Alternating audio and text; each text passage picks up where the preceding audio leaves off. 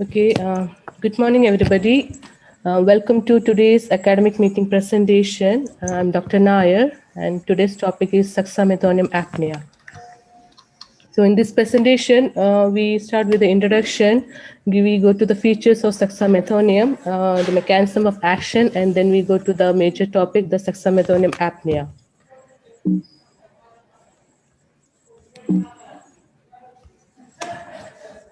So, coming to the introduction, Suxamethonium, which is also called succinylcholine or scoline. The suxamethonium apnea occurs when a patient is given suxamethonium, but the patient doesn't have the enzymes to metabolize it. It is either the enzyme is reduced or the activity is reduced. So as a result, the patient is apneic. They remain paralyzed for an increased length of time and cannot breathe adequately at the end of anesthesia.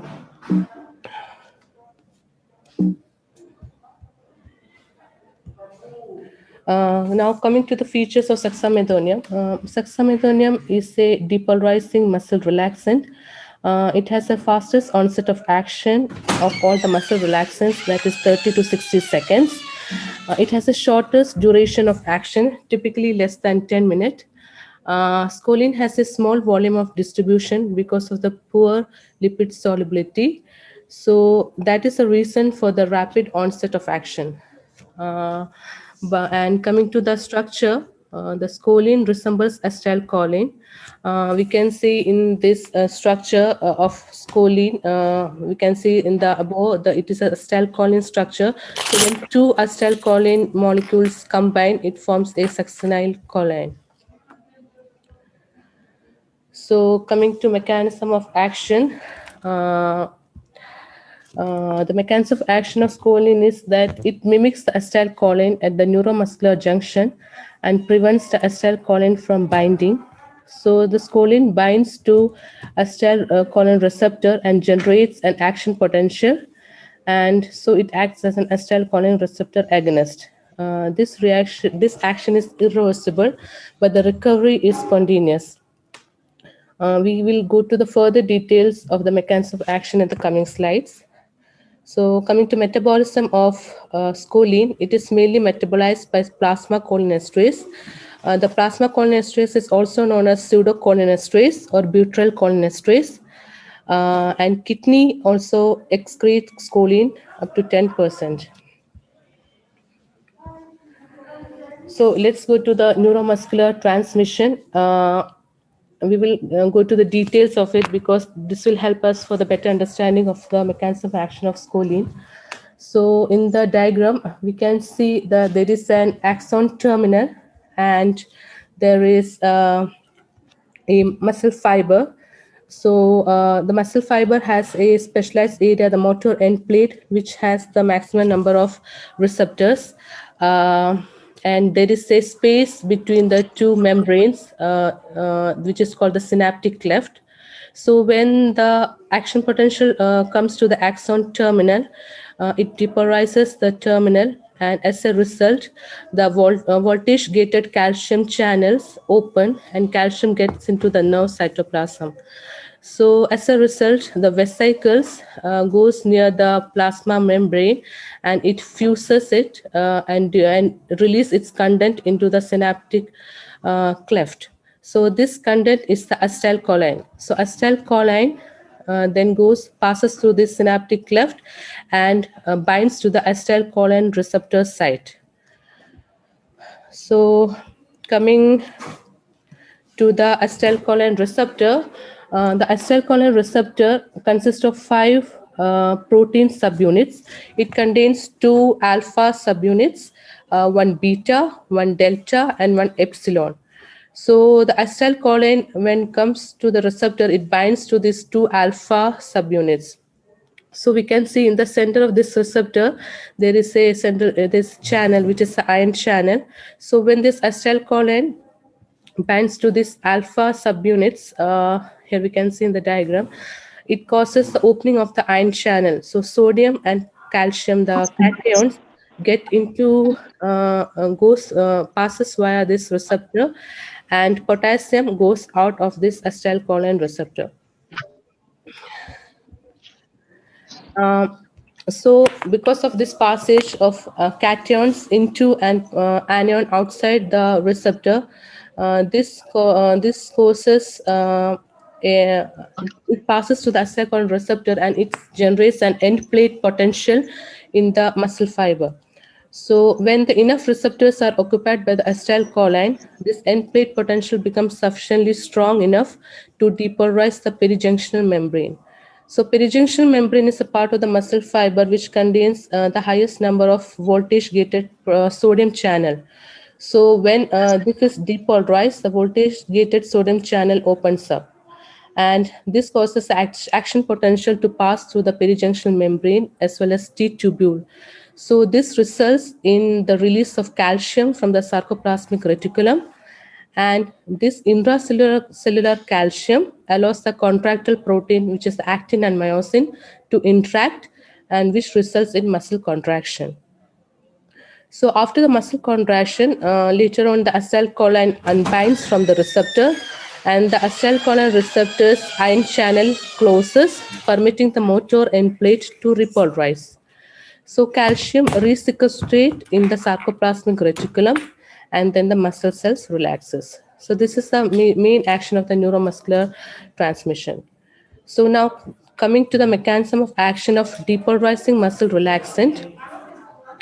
Here, the scoline, as I already told, that they closely resemble acetylcholine and they readily bind to acetylcholine receptors, generating a muscle action potential. So, unlike acetylcholine, these drugs are not metabolized by acetylcholinesterase. So, this choline and the depolarized muscle relaxants, their concentration in the synaptic cleft doesn't fall rapidly. So, this results in prolonged depolarization of the muscle end plate. So, as a result of this continuous end plate depolarization, it results in muscle relaxation because here now the opening of the perijunctional sodium channels is time limited. So, after the initial excitation and opening, the sodium channels get inactivated and cannot reopen until the end plate repolarizes. So the end plate cannot repolarize as long as depolarizing muscle relaxant continues to bind the acetylcholine receptor.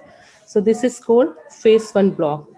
So in mechanism of action of scoline, we have to say there is phase 1 block as well as phase 2 block. In phase 1 block, the end plate cannot repolarize as long as depolarizing muscle relaxants continues to bind to the acetylcholine receptors. So this is called the phase 1 block. In phase 2 block, it occurs after a period of time when the prolonged end plate depolarization causes poorly understood changes in acetylcholine receptor that results in phase 2 block, which clinically resembles that of a non-depolarizing muscle relaxant. So coming to the dosage of the scoline, in the rapid sequence induction, we use a dose of 1 to 1.5 milligram per kg, and top-up dose is 1/4 of the original dose, or we can give a bolus of 10 milligram each. Coming to the side effects of scoline in cardiovascular system, it causes in low dose the scoline causes bradycardia because in low dose the scoline acts on the muscarinic receptors in the sympathetic ganglia, and it causes tachycardia. Another side effects of scoline is myalgia and muscle rigidity. This is because of the excessive fasciculations caused by scoline. Another side effects is malignant hyperthermia, which is an hypermetabolic disorder of the skeletal muscle.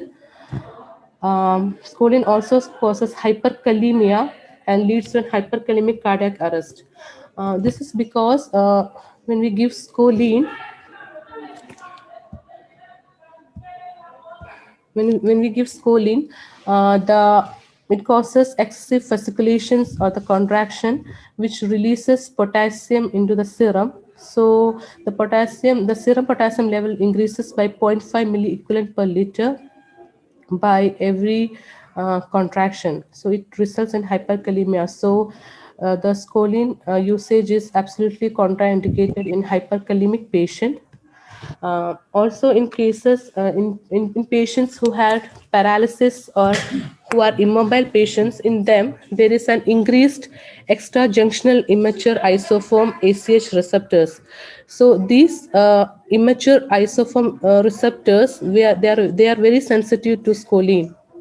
So this result in excessive release of potassium. So in paralyzed and immobile patients also we don't use choline. And another side effect is choline apnea, which will come in detail, which is our major topic. And other side effects of choline is raised intracranial tension. So choline use is avoided in head injury, and it raises the intraocular pressure. So we have to avoid in patients with glaucoma and patients with open eye surgery and open eye injury. And it also causes histamine release, and anaphylaxis can also occur in choline use, but it is rare. So now coming to the our topic, the apnea, Suxamethonium apnea. This is a rare condition, but as I already told here, the apnea occurs because the patient has given choline, but the patient doesn't have the enzyme to metabolize this choline, or the enzyme will be there, but the activity is reduced. So we can divide it into two groups, inherited and acquired. It can be inherited or acquired, or it can be occurred spontaneously in a person with a no family history. So, in inherited apnea, the level of plasma cholinesterase is reduced, and in acquired apnea, the level of plasma cholinesterase is normal, but its activity is reduced. So, coming to the inherited Suxamethonium apnea, the genes for the inheritance of the plasma cholinesterase, which metabolize are autosomal. Uh, so the normal enzymes is E1U, and variations from the normal enzyme is E1A, that is atypical one. Then there is E1F, which is the fluoride plasma cholinesterase, and then there is E1S, which is the silent type. So let's go to the genotype. As I told, the normal enzyme is E1U. So when it is when there is a heterozygous atypical genotype, which is E1U, E1A, then the recovery time for the apnea is 30 minutes. When the genotype is a atypical homozygous one, which is E1A, E1A, then the recovery time will take equal to or more than 2 hours. And in E1S genotype, the apnea recovery time can take hours. So coming to the acquired Suxamethonium apnea, here the plasma cholinesterase is normal, but the activity is reduced. This condition can occur in pregnancy, can occur in hypothyroidism, liver disease, renal disease, carcinomatosis, cardiopulmonary bypass, anticholinesterases, monoamine oxidase inhibitors, and methotrexate. Now coming to the clinical presentation of apnea, the Suxamethonium apnea not usually apparent until that it's time to wake the patient up. At the end of the procedure, patients make little effort to cough or breathe spontaneously. The pulse rate and BP rises. The patients may sweat and pupil may dilate. This is because the patient is becoming aware but still is paralyzed. At this stage, the nerve stimulator can be used to determine whether the patient is still paralyzed, and if the patient is paralyzed, unable to move, they should be re-anesthetized.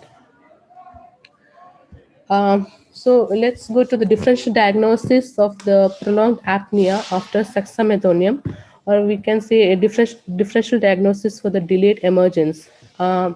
We have to rule out if any drugs were used, like the benzodiazepine pre-medication, or if there was an opioid overdose intraoperatively, insufficient reversal of a non-depolarizing muscle relaxant, Suxamethonium repeated dose or an overdose, failure to discontinue anesthetic vapor, or preoperative alcohol intoxication. These all conditions can cause a delayed emergence. Endocrine factors, severe hypothyroidism, hypoglycemia, DKA, hyperosmotic non-ketotic coma, HONC, Addison's crisis. Electrolyte disturbances like hyponatremia, hypocalcemia, and hypermagnesemia when we use magnesium sulfate treatment in case of eclampsia. So this can cause the prolonged apnea. Acid-base disturbances like hypercapnia and hypocapnia. Hypercapnia is a carbon dioxide narcosis due to the hypoventilation, and hypocapnia, there is no drive for breathing due to the hyperventilation. Um, Hypothermia is another scenario which can cause delayed emergence or prolonged apnea. Intraoperative complications if the patient has having a cerebrovascular accident or an MI, it can cause a delayed emergence. And in patients with undiagnosed muscle diseases, there can be prolonged apnea. So, how we can preoperatively identify a patient with a reduced pseudocholinesterase enzyme activity? For that, there is a test called Ecolist test. Here, what we do is we take a drop of patient's plasma and apply to a substrate impregnated test paper. So it causes a colorimetric reaction. So the time taken to the exposed cholestasis test paper to turn from green to yellow is inversely proportional to the pseudocholinesterase enzyme activity in the plasma sample. It means if the time taken is less, it means the pseudocholinesterase activity is more. So it is inversely proportional. Let's go to the inference of this test. So if the reaction time to change the color from green to yellow is less than 5 minutes, then it means the pseudocholinesterase activity is above normal. And if it's 5 to 20 minutes to take for the reaction time, it means the pseudocholinesterase activity is normal. If the reaction time is 20 to 30 minutes, then the pseudocholinesterase activity is borderline low. And if the reaction time is more than 30 minutes, it means the pseudocholinesterase activity is below normal.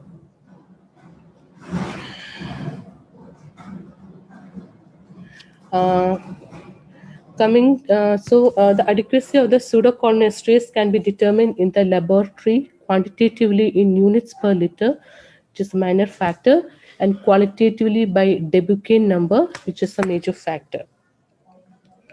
So coming to the Debucane number, Debucane is an amide anesthetic, and they are the measures of the activity of the plasma cholinesterase. So the Debucane inhibits a normal pseudocholinesterase by 80% and a typical one with approximately 20%. So the percentage of inhibition of the pseudocholinesterase activity is termed Debucane number. The Debucane number 80 indicates normal enzyme, and homozygous atypical variant has the Debucane number 20, and heterozygous gene has a Debucane number 40 to 60%. So let's go to this table where, as I told about the genotype, if it's a homozygous typical one, that is a normal one for the normal patients, even you, which is a normal incidence. Here, the Debucane number is normal, so response to succinylcholine and mivacurium is normal. In heterozygous atypical genotype, which is even A, so incidence is one patient in 480. Here the Debicane number is 50 to 60, and so the response to succinylcholine is lengthened by 50 to 100%. Homozygous atypical genotype, which is even A, the instance is 1 by 3,200, and Debicane number is 20 to 30. So response to scoline or mivacurium is prolonged by 4 to 8 hours. So now coming to the treatment, when the diagnosis of scoline apnea is confirmed, the patient should be sedated and mechanically ventilated until the muscle function returns to normal by clinical signs. The neuromuscular transmission should be monitored with a nerve stimulator. When there is a wear off, there is a regain of 4 strong twitches with no fade when tested with a nerve stimulator using Trino 4, set at 2 Hz over 2 seconds. If no nerve stimulator, the patient must be kept sedated until they breathe spontaneously. Uh, we should extubate the patient awake when they are able to obey commands, can grip tightly, and raise their head off the pillow for 10 seconds. We shouldn't be tempted to extubate the patient deeper or earlier than this, as they become tired quickly and might re-intubation. We can also use a fresh frozen plasma transfusion containing the normal enzymes from a non-deficient persons to treat as choline apnea. So, coming to the post-operative care of the patient as well as family, uh, what we can do is we have to warn the patient to avoid the Suxamethonium in future. For this, the patient can use a warning card or a medical alert bracelet to be carried by the patient to show the doctors in future. Also, the counseling as an important part where it must be explained that this condition can be inherited, and if available, both the patient and their direct family members must measure the blood level of plasma cholinesterase to confirm if the condition is inherited one or acquired one. Coming to the prevention of Suxamethonium apnea, a good history should be taken regarding a previous prolongation. Estimation of pseudocholinesterase qualitatively and quantitatively should be done. And we have to rule out other systemic diseases like hepatic dysfunction. And we have to avoid the repeated and large doses of succinylcholine. So these are my references. Thank you.